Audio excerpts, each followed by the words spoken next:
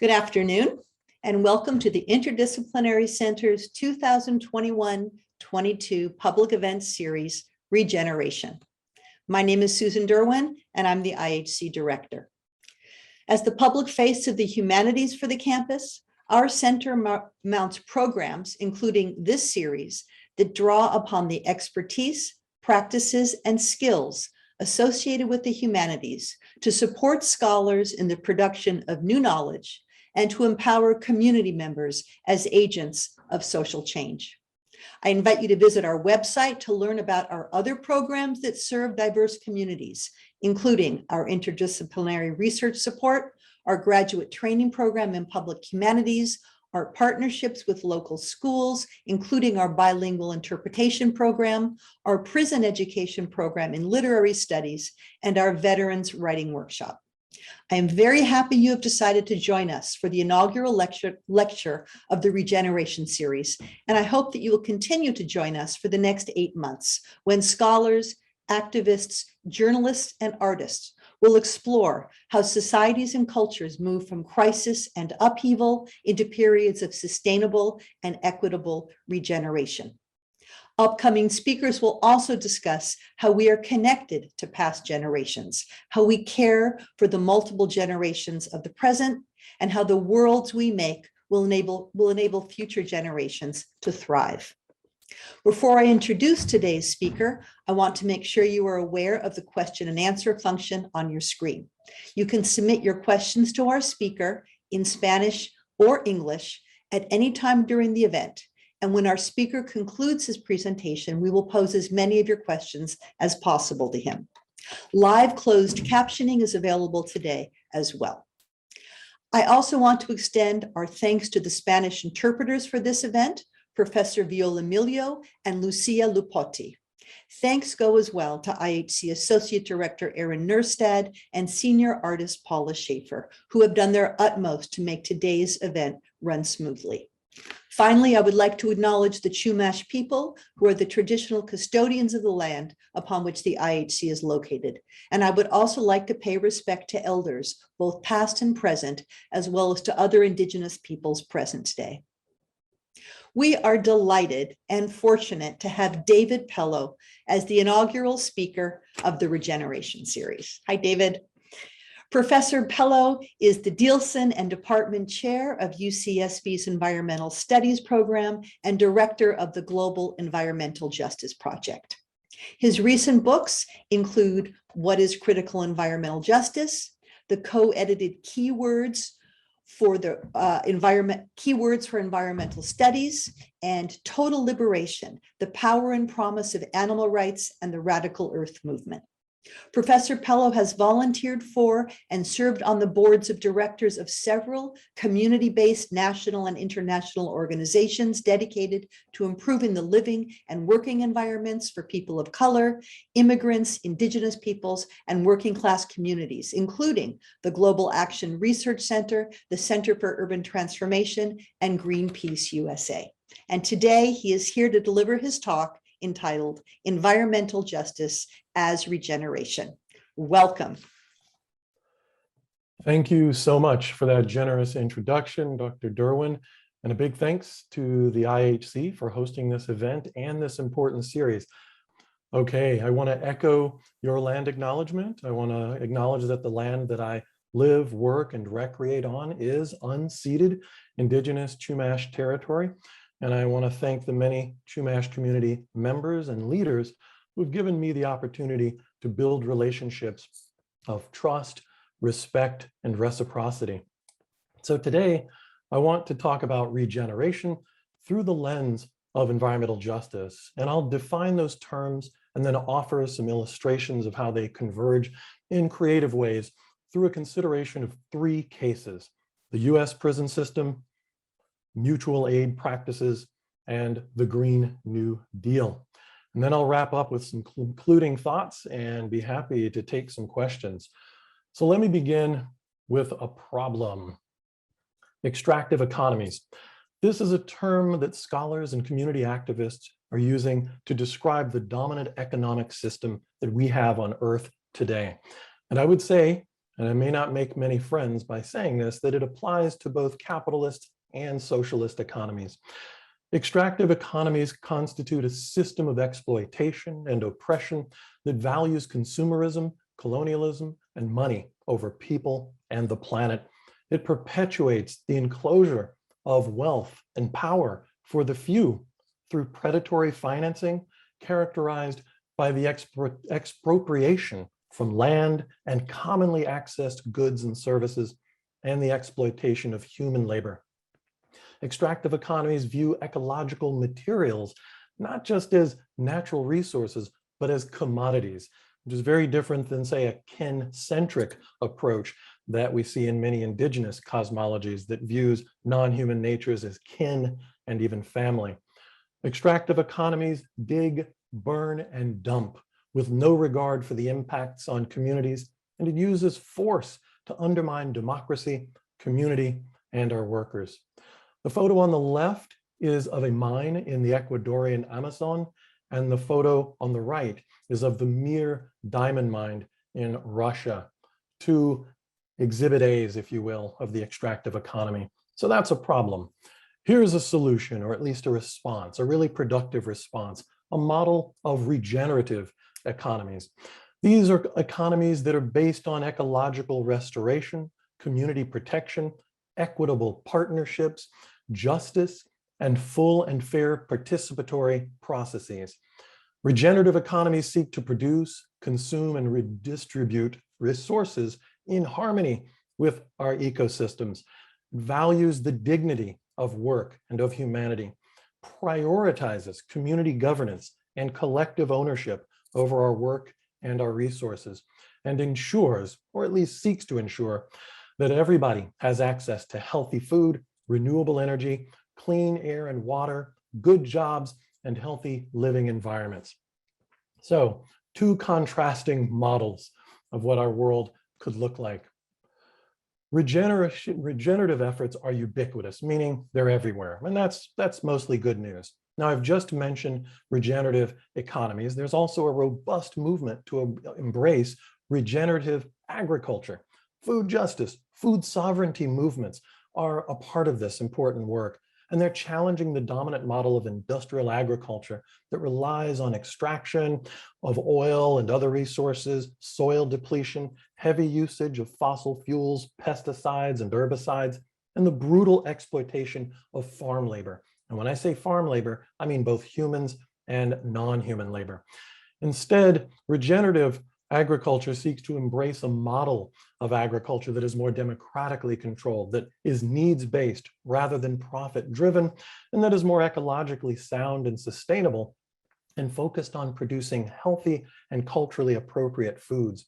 Regenerative agriculture is tightly linked to regenerative climate and environmental action, one of the most popular examples of which, and many of my students have taught me about this, is the push to expand composting around cities and across rural areas as a natural solution to the climate crisis, because composting can actually sequester carbon emissions while promoting healthy soils. Finally, another example of regenerative efforts are regenerative design and development that are intended to push beyond the limits associated with sustainability and sustainable development, which are generally focused on trying to reduce harm to our ecosystems rather than enhance ecological and human health, which is what regenerative design and development is intended to do.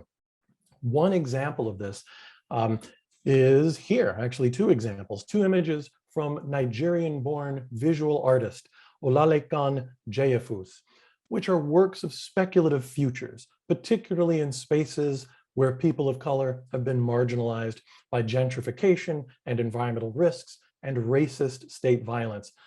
Jeyefus now lives in Brooklyn, and so you can see where he's coming from in this visual artistry. And he writes, quote, "The powers that be will always say that you need to monitor and control people. The reality is that you don't need that when you provide the basic needs of a community and a population. In this speculative world that I'm creating," he writes, "there is a very sustainable communal practice. So all these public spaces are no longer being policed or watched or controlled, end quote. So you can see in this picture, we have Jayafus's view of regenerative agriculture, food distribution and access, housing, transportation, you name it. It's a beautiful, beautiful image. I do want to point out, though, that not all regenerative work is positive or unproblematic or desirable. These two images will offer some reminders and evidence. On the left is a photo many of us should be familiar with, the late, great Henrietta Lacks, the African-American woman whose cell lines regenerate indefinitely, providing enormous medical benefits to society, but at the expense of consent, respect, and justice for her and her family, and frankly, for the broader African-American community that has suffered from the barbs of medical apartheid. Ms. Lacks died of cancer and was never informed or compensated for her extraordinary contribution to medical science, and her family is now demanding justice for that genetic expropriation and for the unjust enrichment of pharmaceutical companies that have made enormous profits from her cell line. On the right is the cover of Richard Slotkin's famous book, Regeneration Through Violence, which is a powerful and controversial analysis of how some key works in American literature reflect a celebration of violence on the frontier, much of it anti-indigenous violence, revealing an embrace of empire and racism. So again, this is all to say that buyer beware, not all forms of regeneration should necessarily be embraced. So I'd like to consider another problem, and this is at the heart of the presentation: environmental injustice. Indigenous communities, BIPOC communities, that is Black, Indigenous, people of color communities, low wealth communities, among others, face disproportionate environmental and climate risks and exposure, and are usually excluded from decision-making processes that lead to these outcomes. So that's a problem. Let's consider a response, and that would be the movement for environmental justice. And here we have two visions of what that movement is about. From the US Environmental Protection Agency, it's really about the fair and equal treatment of all people from all walks of life with respect to the implementation and the development of environmental laws and rules and procedures. On the bottom is a broader vision of environmental justice, which says that it's a vision where no community is unfairly burdened with pollution or other environmental harms. And this is really important, where social justice and ecological sustainability prevail. So what I'm going to do today is argue then that environmental justice and regeneration overlap quite nicely, and in ways that I think amplify both frameworks. So this list of 3 dimensions of regenerative economies from the earlier slide that I showed you map quite nicely onto the broad framework of environmental justice in this country and globally. And I'm not going to read that, you can read it for yourself. But then let's look at this, which is 3 quotes that come directly from the principles of environmental justice, which is a sort of founding document of the global environmental justice movement that was first penned at the first National People of Color Environmental Leadership Summit 30 years ago this month. Thus, the idea of regeneration, which seems to be catching on like wildfire of late, is in fact reflective of frameworks and movements that have been around for decades, revealing, in my view, an opportunity to infuse new life into those efforts that have long been embracing environmental justice, and an opportunity to ground ideas and practices concerning regeneration in a much longer history of grassroots organizing and knowledge production that many folks might not have been aware of. So what I'd like to do now is to consider these cases that I'm going to present to you that reflect these intersections and that I think offer a generative lens for engaging the state and various borders as terrains of power. So let's do that and talk about carceral ecologies. This comes from a project that I've been working on with a number of UCSB students for several years, an ongoing multi-year study of the relationship between jails, prisons, immigrant prisons or detention centers in the US and around the world, and environmental justice concerns. We've used a range of research methods, and we began our focus on the United States. And because students pushed me to go more global, I'm pleased to say that we have done just that. Why am I concerned about prisons and jails and detention centers? Well, because they are spaces of environmental and climate justice struggles, because they are spaces where there is widespread environmental risk and climate impacts. A few of my colleagues published an article late last year that demonstrated that the construction and maintenance of prisons and jails in the United States contributes mightily to climate emissions, to global greenhouse gas emissions. So this is indeed a project that we should be focused on if we care about environmental justice. So I want to go straight to some accounts and voices and testimonials from folks who themselves are incarcerated. Sean Swain has been serving time in a prison in Ohio since 1991. He is an outspoken activist and union organizer who, by many accounts, is a political prisoner. He is particularly eloquent in his articulation of how and why prisons are inherently environmentally unjust. When he writes, as you can see on the screen, on many levels, prisons are made to be deliberately toxic. Prisons are by design to inflict punishment on humans. And so prisons operate to traumatize, to injure, to harm, to toxify. This machine of deliberate social toxicity constitutes a kind of dead space. Prisons are social spaces that are designed to be as unnatural as possible, monuments to ecological destruction. So those are the words of Sean Swain. Here are the words of a US District Court Judge, Keith Ellison, who shares the same name as the former senator from Minnesota. And this comes out of a case where prisoners in the state of Texas brought a lawsuit against that state because they were suffering from two twin evils, if you will, two environmental injustices: arsenic poisoning in their water in this prison, and extreme climate change driven heat. And so this judge believed them, the evidence was there, the documentation was there, and ruled in their favor. So it's not all doom and gloom. There's plenty of resistance, and I'll get into that a little bit more.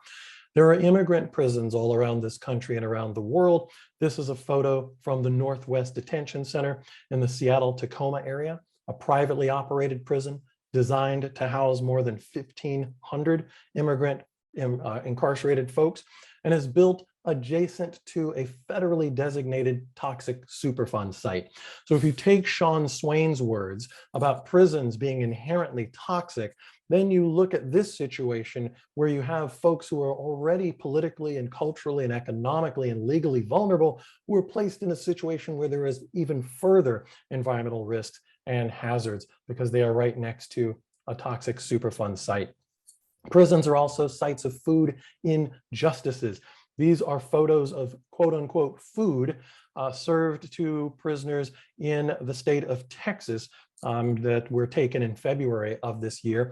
We have these photos because prisoners have risked their freedom in many ways. Well, they're already unfree, but they've risked putting their bodies on the line by having cell phones, which are illegal in carceral spaces, to take these photos. This is why we know we have this evidence of what's going on behind these borders of the prison walls. Food injustices, and by food injustices here, I mean food that is extraordinarily lacking in nutrition, extraordinarily fattening, food that is unhealthy. Oftentimes the caloric count that prisoners, incarcerated folks need and require is not achieved, is not sustained in prisons. And these are food injustices, and they are linked to broader environmental and climate concerns because they reflect the ways that marginalized communities' access to key ecological resources like food are controlled and curtailed by dominant institutions, not just the state, but actually corporations like Trinity and Aramark, which are the two largest food companies in the United States that provide quote unquote food to jails and prisons. Not surprisingly, hunger strikes by imprisoned persons are often aimed at improving the low quality of food as a demand. And of course, agriculture contributes a significant percentage of global greenhouse gas emissions, and the animal-heavy agriculture that prisons rely on is particularly implicated in that process. So a man I will call Benjamin, a formerly incarcerated person who spent time at a facility in California I interviewed, told me, quote, "Food, well, I can count more times on my fingers and toes that I've gotten uncooked chicken, rotten or moldy food. Many times that has happened, and it was really bad," end quote. So food injustices are really come with the territory in prisons and jails around the world. Here in California and Santa Barbara, of course, just a few miles from where I'm speaking, we are seeing firefighters, our first responders, dealing with yet another conflagration, a wildfire.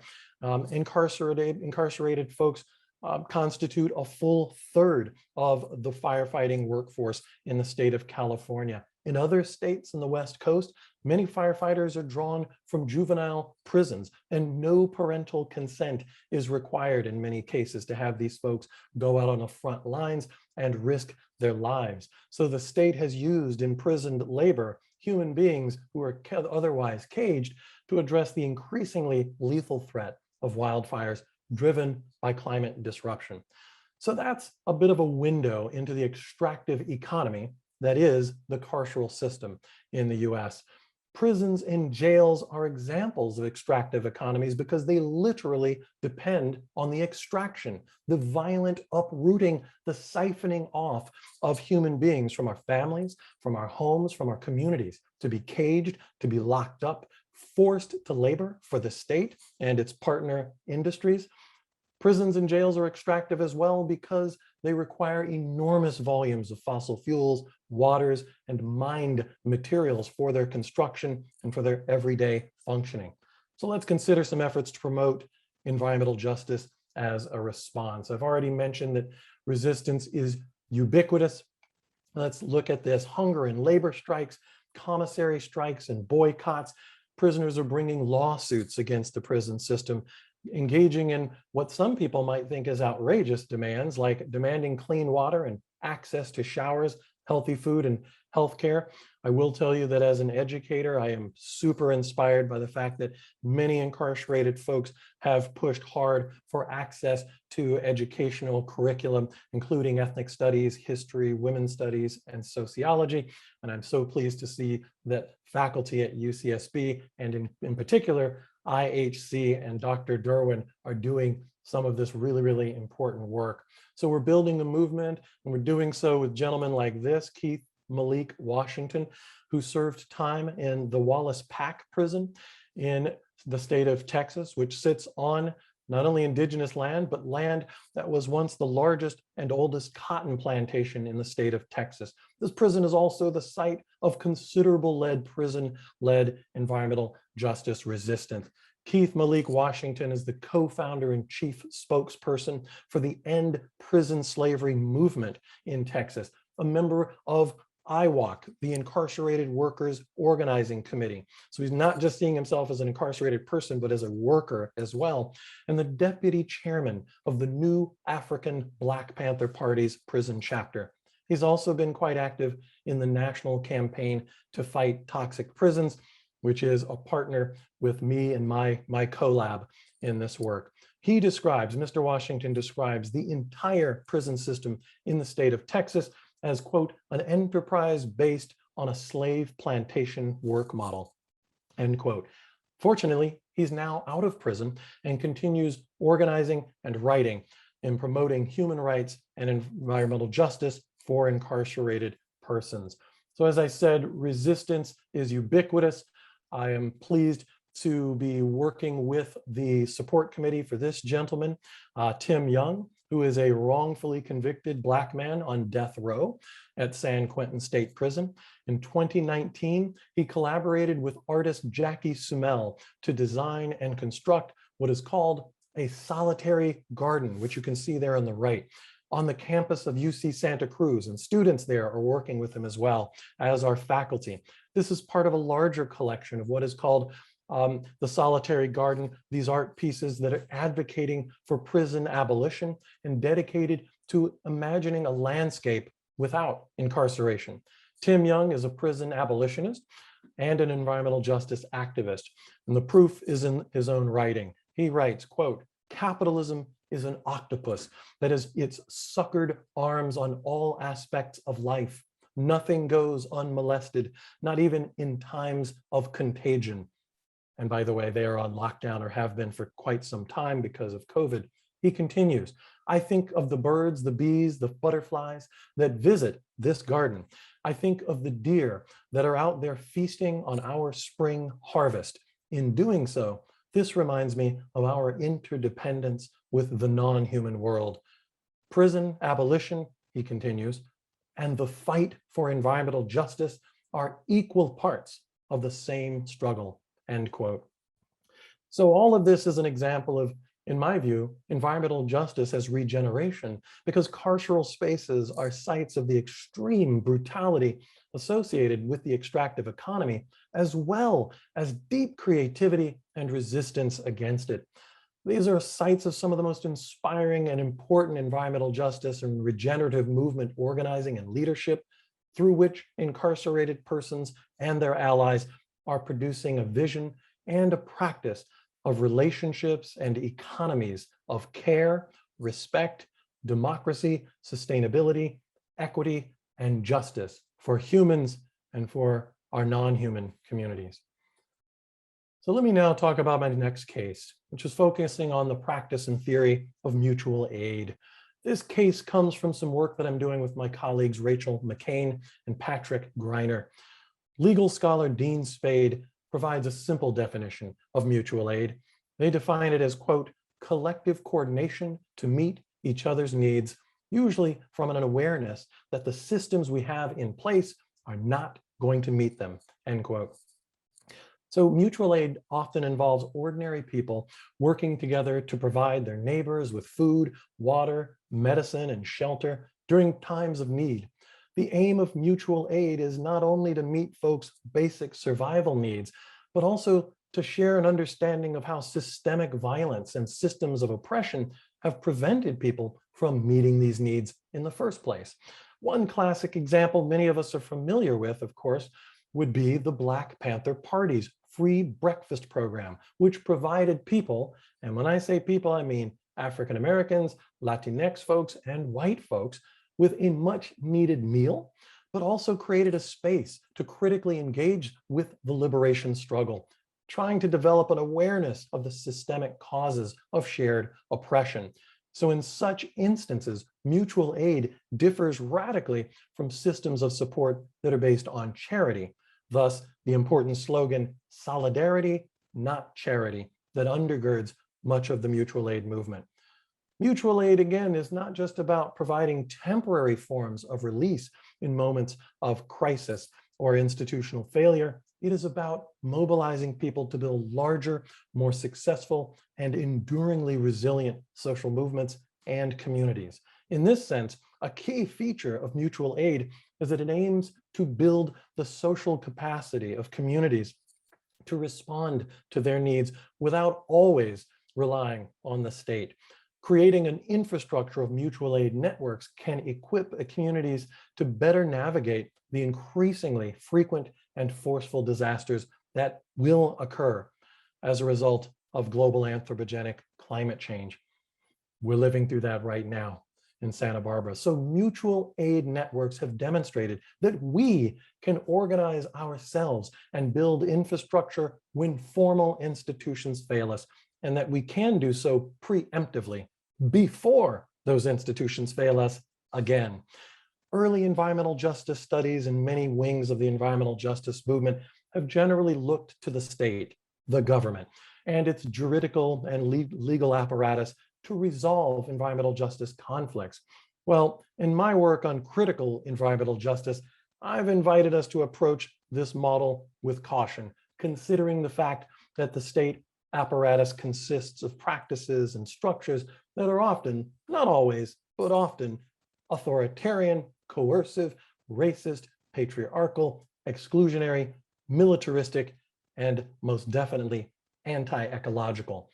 Now, the notion of looking beyond the state is not meant to undermine or discount the years of scholarly work and activism that have sought to hold the state accountable for the spectrum of ecological and social devastation imposed on marginalized communities. In fact, a pragmatic orientation suggests that state-based approaches to environmental crises will remain a necessary part of the grassroots repertoire, but should be, in my view, just one of a range of approaches to achieving environmental justice and regeneration. Mutual aid organizers in Black, Indigenous, and people of color and queer communities have long posed a question of foundational significance. And it goes like this: how can a government, how can a state that was never designed to serve our interests in the first place truly help us achieve our goals of social, environmental, climate, gender, you name it, justice? It's a very important question in my view. Well, let's put some meat on these bones, some tofu on this skewer, and talk about an actual case. The Texas power outages just this year, February of 2021, a recent disaster that demonstrated both the failures of the state and private utilities to create resilient energy systems in the face of climate change. In February of this year, a winter storm dropped sleet and ice in cities across eastern Texas. A series of subsequent storms led the Electrical Reliability Council of Texas to initiate rotating power outages to prevent overwhelming the grid. We've seen that in other places like California. Some Texans were forced to boil snow for their water, to burn clothes and furniture for warmth, to protect themselves from the freezing temperatures. The government's response to this crisis was severely lacking. For example, Dallas, a city of 1.3 million people, had only one major warming center that could accommodate only 500 people with no guarantee of food or beds. So in cities across that state, including, of course, Austin, Dallas, and Houston, and even rural areas of northern Texas, mutual aid groups stepped in to offer a host of services, including online lists of warming centers and food banks, hotel rooms for homeless or houseless populations, and healthcare supplies. Importantly, the infrastructure for these mutual aid groups was already in place from prior social movements.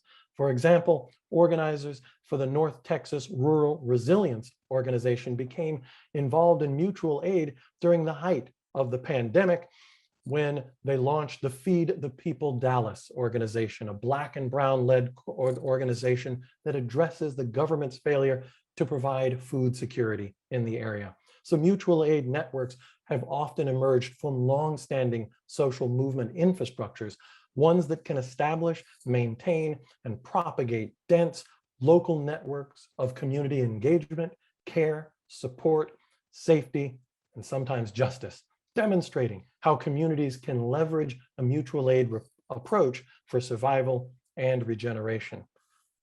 Now, one of the things you might be thinking about is, the fact that much of the discourse in public spaces suggests that it is precisely those communities that are marginalized by racism, transphobia, homophobia, ableism, and heteropatriarchy that have the most to lose from a mutual aid approach, which admittedly is an anarchist approach to social change. In other words, the claim is that the most vulnerable among us are the ones most in need of state protection.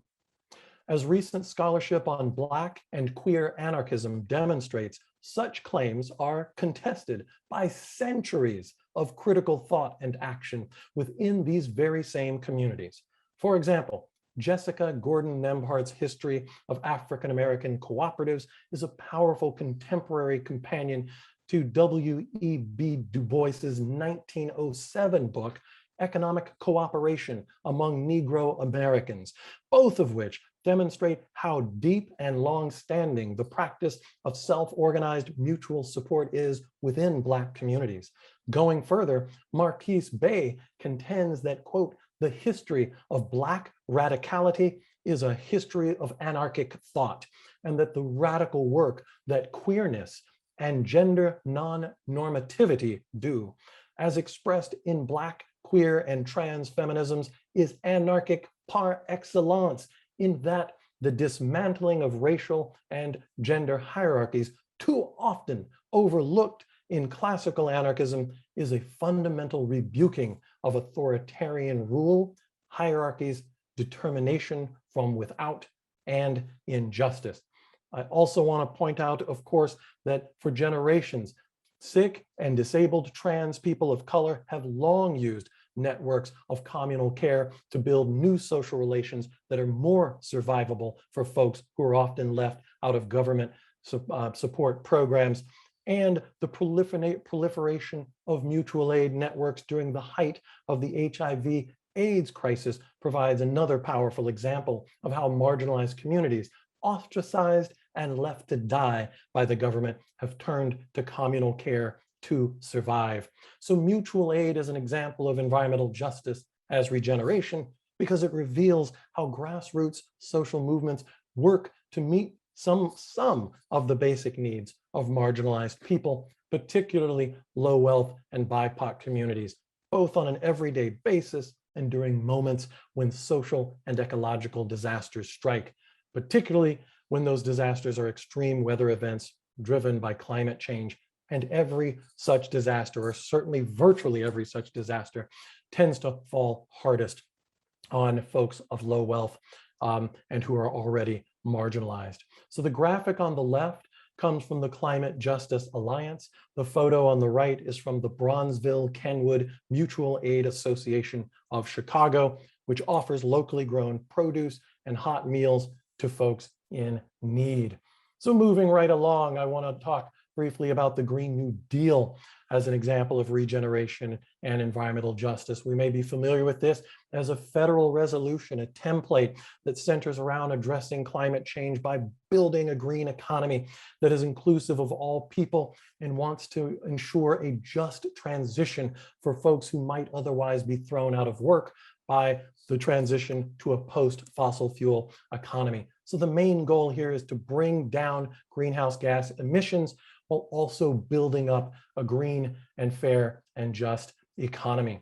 Well, I'm part of a group of folks called the Central Coast Climate Justice Network. We are a multiracial group of social justice and environmental justice leaders committed to a climate movement and policy that advances social, economic, and environmental justice for Ventura and Santa Barbara counties. We are consciously multiracial and led by BIPOC community members. And we are working on a Green New Deal here in Santa Barbara, where we've talked to some 400 folks in the county and gotten visions of what they would like to see in a Green New Deal. So this is just a sampling of the broad swath of humanity of folks whom we have spoken with and heard from throughout Santa Barbara County: college students, youth, elderly folks, indigenous communities, campesinos, farm workers, labor union leaders and rank and file folks, faith-based groups, and many more. So from all of these intergroup views and focus groups, we've come up with 3 very large policy frameworks. We are definitely working with the government, working with our elected officials on this: infrastructure and the economy, social justice, and democracy. I'll quickly go through each of these. In terms of infrastructure and the economy, you can see that this isn't mainstream traditional environmentalism. We insist on affordable housing, rent and mortgage forgiveness, expanding green jobs with labor unions, restoring kelp beds and coastal lands, restoring areas that are affected by fires in order to build climate resilient infrastructures, all of which can create green jobs and equitable, good paying jobs.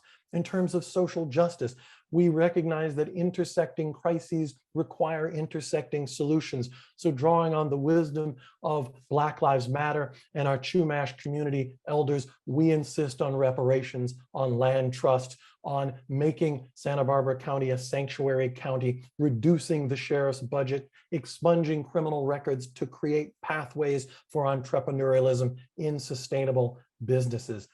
Third and last is democracy. We cannot have sustainability. We cannot have climate resilience if we don't have democracy. And so from all of these interviews and focus groups, we've heard from our folks in this community that they want deeper investments and deeper commitments in democracy in order to achieve a sustainable and equitable society and Santa Barbara County. We are expanding this work into Ventura County and are going to be working with students and everybody else you saw on that list to then mobilize to get our elected officials to take this quite seriously.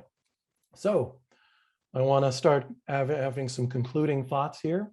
I've talked about 3 cases here with respect to pathways toward environmental justice and regeneration. And I want to talk briefly about how they relate to the state. The first case focused on carceral systems as a site of state and institutional violence and environmental injustice, to which incarcerated persons and their allies have responded with direct confrontation through discursive and material engagement, articulating the prisons as spaces of inherent toxicity and demanding improvements in their conditions of confinement, and even promoting visions of abolition. The second case focused on mutual aid as a means of what I would call creative refusal of state support in these times of socio-ecological precarity and nearly unceasing so-called natural disasters. In some cases, this amounts to what I would call a counter refusal. A counter refusal, of course, is because the state is frequently absent entirely from responding for our communities with respect to disaster response. So mutual aid groups emerged to fill those gaps in a system that was never meant to serve some of our communities. But it is also the case that some mutual aid groups do receive forms of support from the state, but they do it on their own terms. The third case focused on the Central Coast Climate Justice Network's Green New Deal. And I think this is a form of strategic and direct engagement with the state through a multi-stakeholder grassroots social movement network intent on leveraging public resources to enact a policy agenda that is aimed at achieving the ambitious and intersectional goals of reconfiguring the entire economy and the region's infrastructure. This is a goal and a vision of environmental justice and regeneration, if there ever was one. These cases also reflect the varied ways in which environmental justice and regenerative practices can negotiate and remake borders. In the case of the prison environmental justice movement, they have successfully traversed the walls of prisons and jails and immigrant prisons through alliance building and action that creates bridges between incarcerated and allegedly free populations. In terms of mutual aid movements, they have remade the borders of state power that so many low wealth and BIPOC communities have been conditioned to accept. And in the case of the Green New Deal, community members have consciously and openly crossed racial divides to produce a multiracial coalition whose central goals involve an understanding that there is no solution to the climate crisis without an equal commitment to racial justice. So the varied ways in which environmental justice movements can pursue social change reflect a wide diversity of modes and methods of engagement, political orientations, and points of intervention at multiple scales. And yes, there are clear tensions and maybe outright contradictions across each of these cases. But it's my view that a broad spectrum of tools, tactics, and strategies can be productive for promoting deep, transformative, and positive social and ecological change within and across our communities so that we might transition from scenes like this to a reality that could look a little bit more like this. And since I'm personally involved in each of these kinds of efforts, I'm betting on it. So I want to thank you, and I want to thank my extraordinary research team, and I'm happy to take comments and questions. Thank you so much.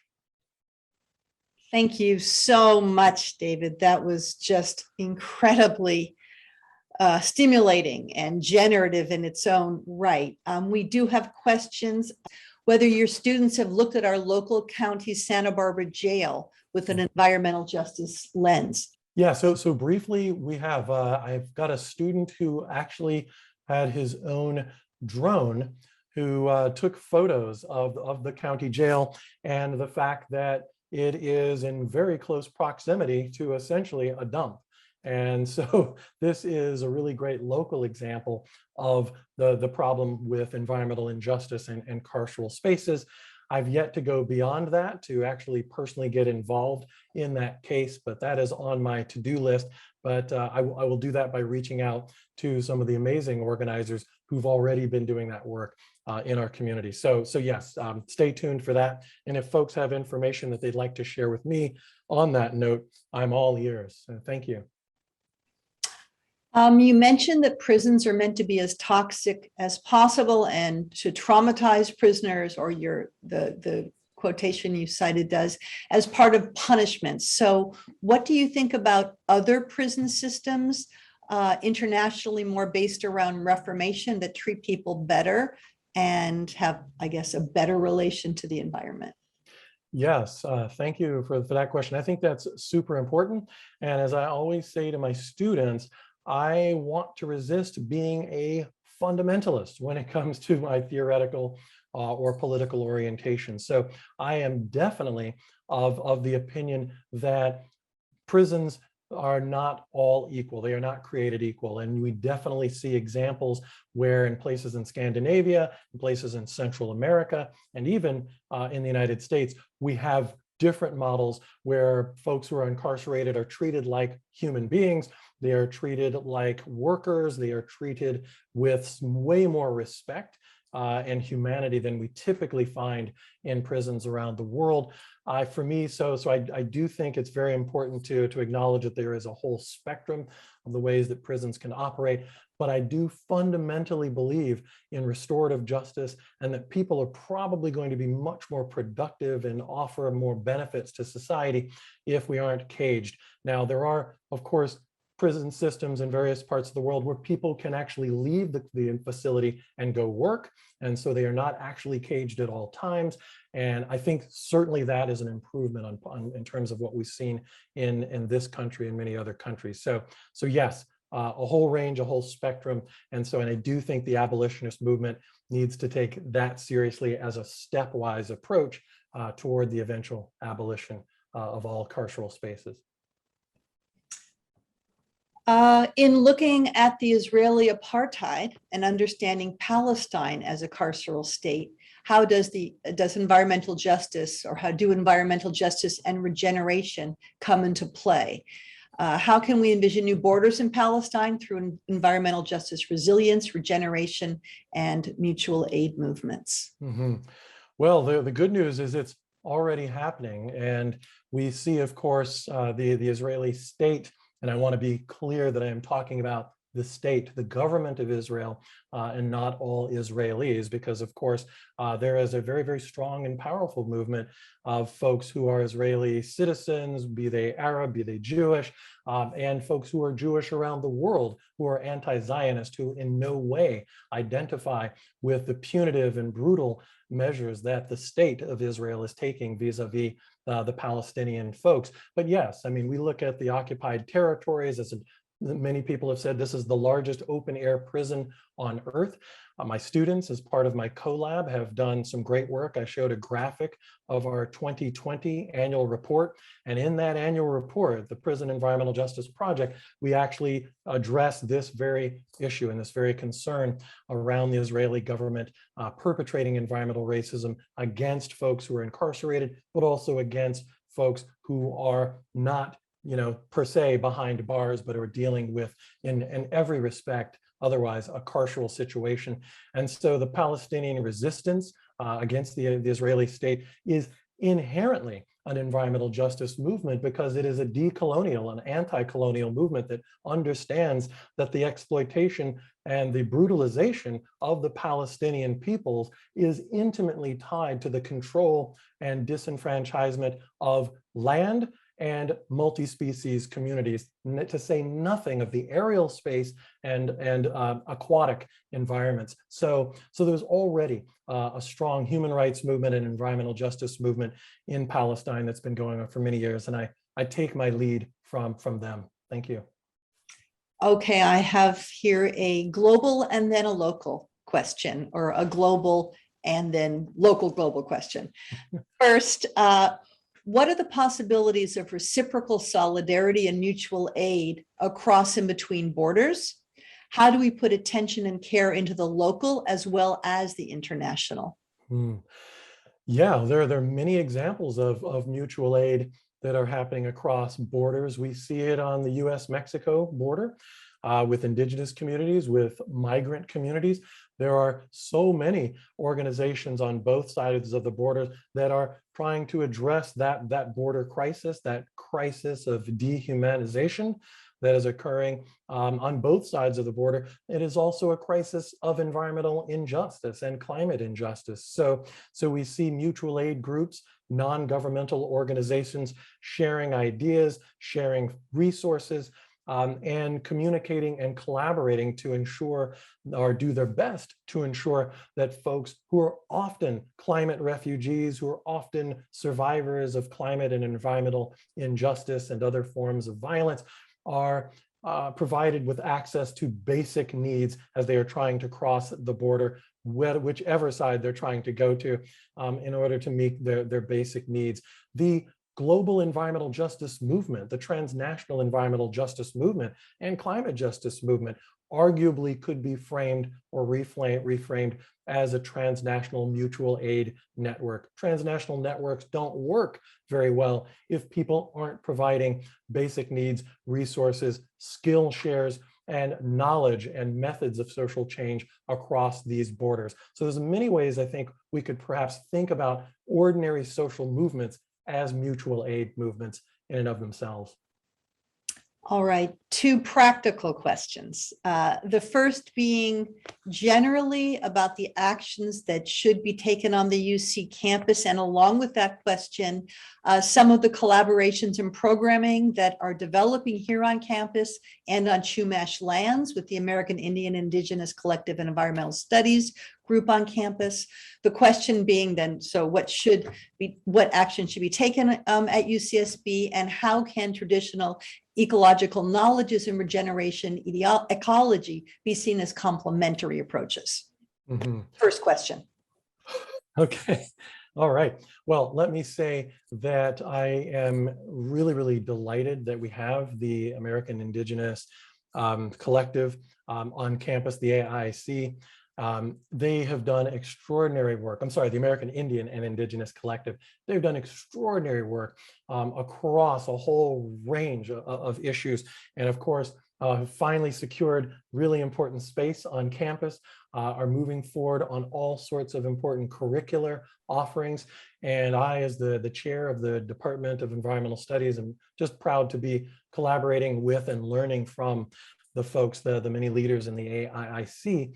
And one example of that, and I can take no credit for this at all, because it was proposed to me by the AIC, is in fact a course that is being offered on traditional ecological knowledge. And I want to give a huge shout out to Margaret McMurtry for instructing that class, for leading that class, for founding that class. And I want to continue to support that going forward. I also want to say a thanks to so many environmental studies students who have pushed the faculty to really rethink and broaden our curriculum in the direction of greater attention to traditional ecological knowledge and environmental and food justice.